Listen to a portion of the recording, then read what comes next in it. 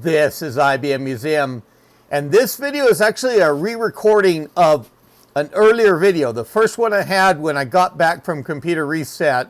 I went through and recorded it. At the time I noticed that it seemed a little bit shorter than what I thought I spent in the recording, and I didn't go through and proof it. I just moved on to the next video, and it's covering one of the items I got at computer reset when I was in Dallas, and even is not included in the picture I had at the start of that video because I'd gone through and set it aside the night before, thinking that, hey, it's a great topic to cover on that first video back. So I'm going to go through, I'm going to get turned around and just kind of go through what I covered in that previous video. And so this is, and it wasn't, I don't lose any effective content because it wasn't shrink wrapped or anything like that. It was in this condition. I mean, it's next to new anyway, and it probably hasn't been unwrapped for long. I did get a lot of the binders like this, the IBM binders, but I mean, this thing is just in pristine condition. And so it's the professional debug facility. And, you know, the joke again of, hey, there's a whole facility here. And it's a state-of-the-art debugging package for assembler language programmers. Includes a full-function, full-screen debug facility, plus a non-maskable interrupt card for invoking it, and a disk patch utility. On the back, here is, it lists that a diskette is included, hardware included, non-maskable interrupt card. We'll get to that once I do open the binder. System requirements are an IBM 80-column display, IBM PC or PCXT or portable PC, and 120 KB of memory and a diskette drive. And they have, of course, the long license agreement here and a limited warranty. Okay, so the binder out of the cover, and still very good shape. I mean, this, if this has been opened, it hasn't been opened for long, it hasn't been really disturbed otherwise. And in the content, adapter in just a moment here. The pages for, and I'll show what the contents of the software. I mean, it's archived online. I don't know if the manual scan, certainly if it isn't, easy enough to go through and scan the sheet that it is for the 8.5 by 11.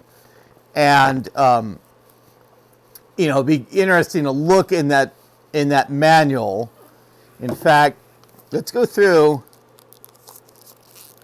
I guess I said I wouldn't lose any content from the other one.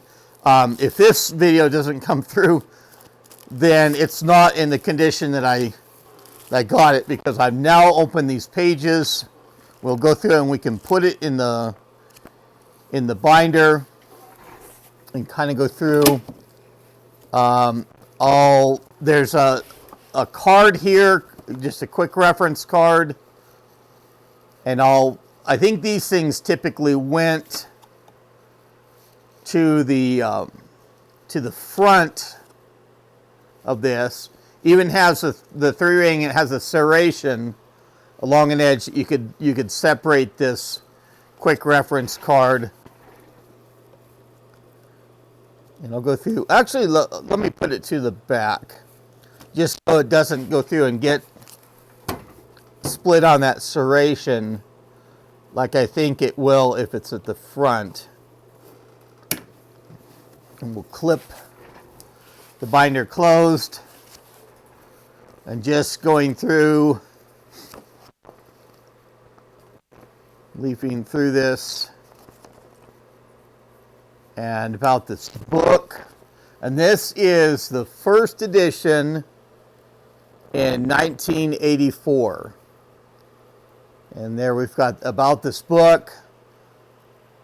And Professional Debug Facility is a set of tools for experienced programmers combined with your thorough knowledge of DOS 8088 architecture and assembler. The Professional Debug Facility can help save you programming time and increase your productivity.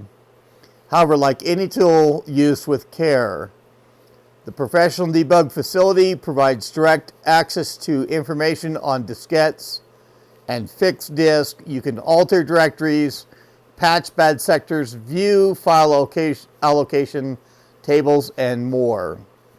In addition, you can erase major portions of directories and file allocation tables if you are not careful. And list some of the other related publications.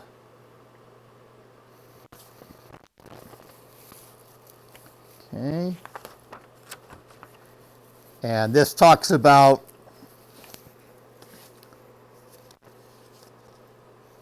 all the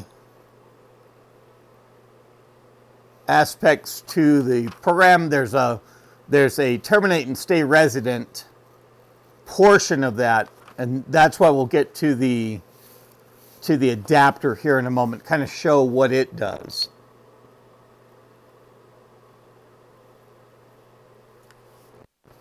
And it goes through just that resident portion of the program, what some of the commands are that can be done.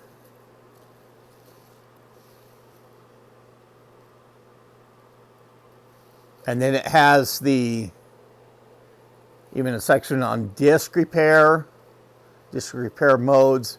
Be interesting to see what all this has to it in software too. Okay.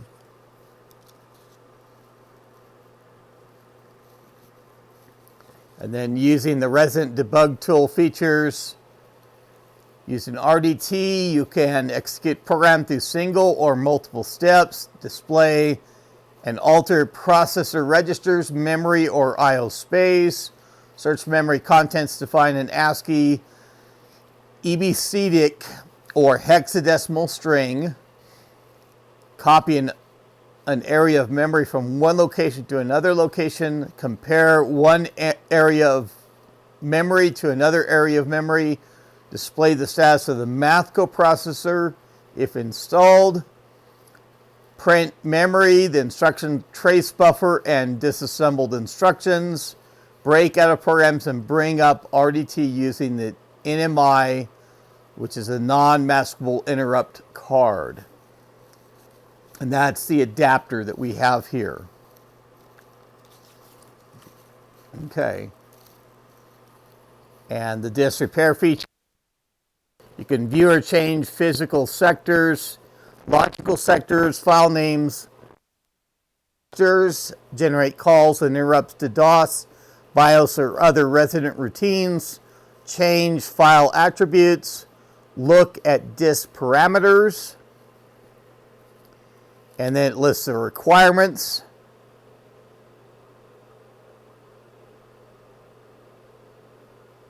And even optional components for the math coprocessor and printer. And pretty basic level of a system for the PC or the XT. And to install the NMI card, load DOS, and make a backup copy.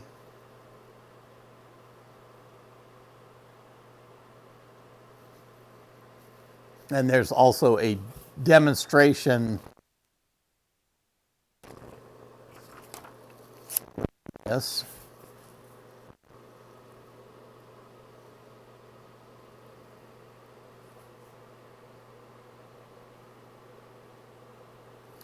Yes, I really need to go through and scan this manual otherwise, because I'm not aware of this being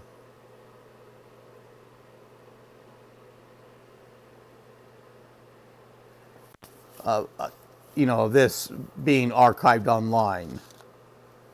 Certainly the software is, and I'll in just a moment here. But it's nice, it gives a real step-by-step part of the process. It's a resident debug tool, RDT,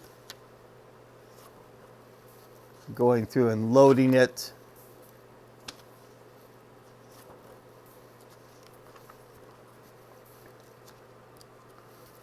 And talks about the memory used.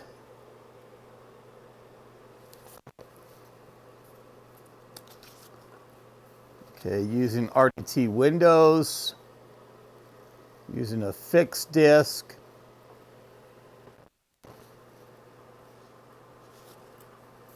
There's your different modes. I mean, this looks really neat. I'll have to go through and get this loaded on the system and just to look, going through and doing just a little COM program or something else, just a simple utility.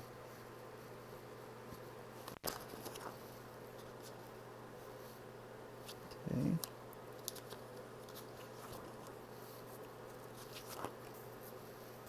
There's your trace windows. So I'm actually glad in a way to redo this, because it just allows me, previous video I didn't delve into, as you saw, I didn't unwrap the manual and go through and investigate this a little bit more deeper. So there's just all the neat little things. There they're giving some examples. Screen control.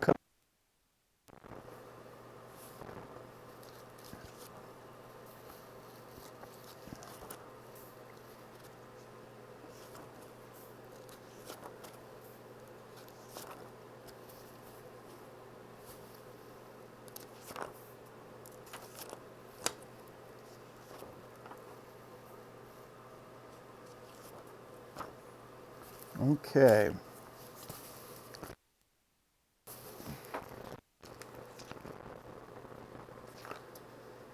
Yeah, it even talks about the stuff with the assembly language. There's the commands. Just even the commands named after the registers on the processor.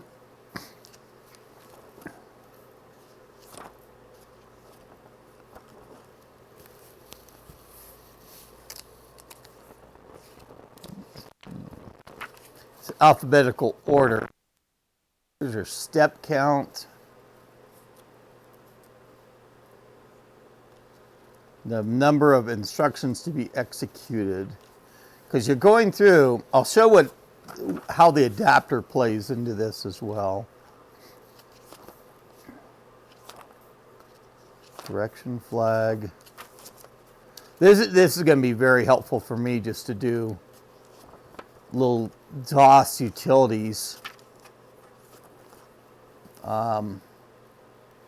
Yeah, really, really neat.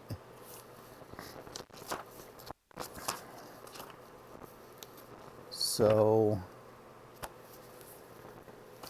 let me see what more.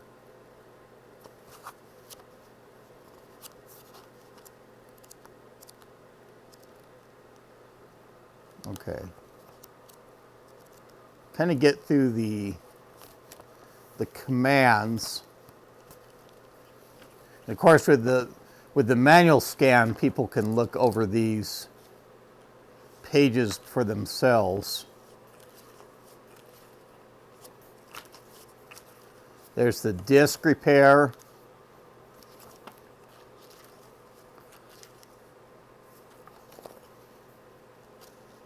So that might even be fairly interesting. Memory mode, directory mode, parameter mode. I wanted to get into the section of, there's the entering the disk repair commands, of going through and how the adapter is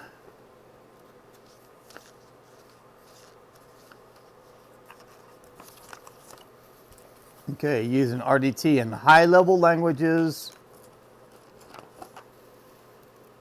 invoking RDT from IBM Basic, invoking RDT from IBM Fortran, and invoking RDT from IBM Pascal. Okay, so here we're to the Appendix B, installing the NMI card. The tools required, and the instructions, of course, turning off the system, going through and opening up the unit. And they show the adapter. I'll go through and pull it out here in a moment, just to show. They show button for the little momentary switch.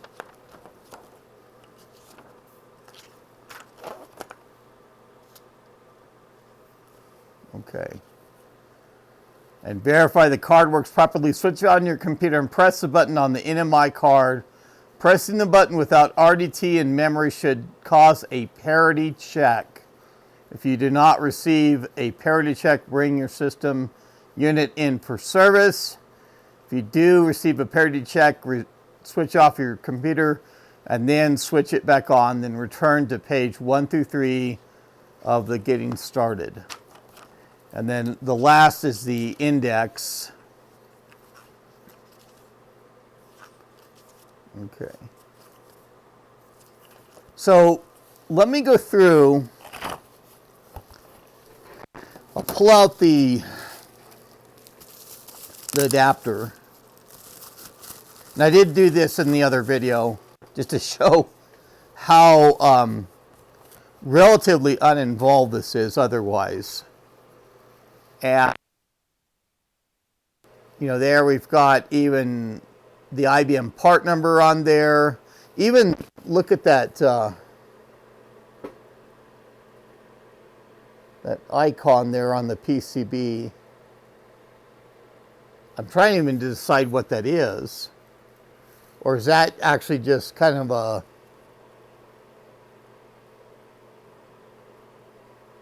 Huh. I don't know what to...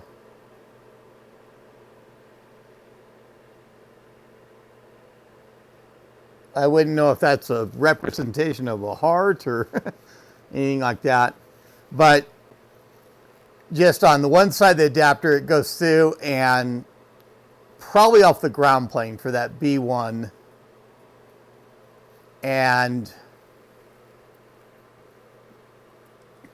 I'm not really familiar. In fact, I intended to look up what that B1 is, and then it goes to the pin A1 just through this momentary switch, and that's effectively your step. You can set in the program that it goes up to a point that you need to press the switch before it goes through and continues. And, you know, that's the thing there is that although it'd be fairly easy to make one of these for all that what they just tying those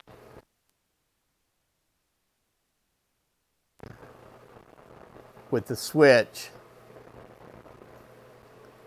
but kind of neat to have the adapter in that condition and to be able to put it into a system and go through and test it. And that would be something I'd have to really on video. I'd have to go through and plot out, and even that's likely going to be editing in probably a lot more area than I have laid out here for this. Now, getting into the software, you can see the screen behind me, the screen example, and then the Win World there. And I have that quite a really visible on the screen. Oh, in fact, this is, okay, so this is the Win World. Yeah. Okay. Get to where I can interact with this. And of course, there's ads in there. And we see a little bit of the introduction of what the program is. But I'll provide this link in the video description because it has that available release at version 1.00, same as I have here. It's got the screenshot and the executable, or the compressed image of that, of the software contents. So really having the adapter as well benefits me, in addition to the software, because normally you can just go through and download the software, of course, on the internet. And there's also an emulator program, and I'll provide a link for that as well, that when you go to the page, it's kind of interesting. It loads up this emulator screen and tells you the effective machine it's emulating, and you have the ability to go through and work with the screen to do different things. But you can actually go through and run commands just like you were on the system entirely. And I tried running through the demo program before, and I don't think it really, I don't really remember what it did. And I don't know if it has to have a, see there, it went through and terminated. Now if you do the resident portion of that, it'll show the same thing that you would, loading up that terminate and stay resident portion of the program. So, but just really kind of an interesting thing. I don't really know how to go through on this to really demonstrate more, but I'll provide the link, and maybe somebody can glean a little bit more abilities from this. So, I thought that was, even this is a little bit even more informative than the original video I did, since I pulled out the shrink wrap portion of the pages and went through and leafed through it for you on video. And going through it, I can scan the manual and get it up online and even include it in a video, in a link from the video. That's going to probably just take me a little bit of time. I can go through and make a community post once I get through with that. But if you enjoyed the video, go ahead and click on the like button and subscribe to my channel if you have not done so already. Recommend it to your friends that are interested in this sort of content as well, so I can gain more subscribers. That would be great. But that's all I have for now. This is IBM Museum. Thank you.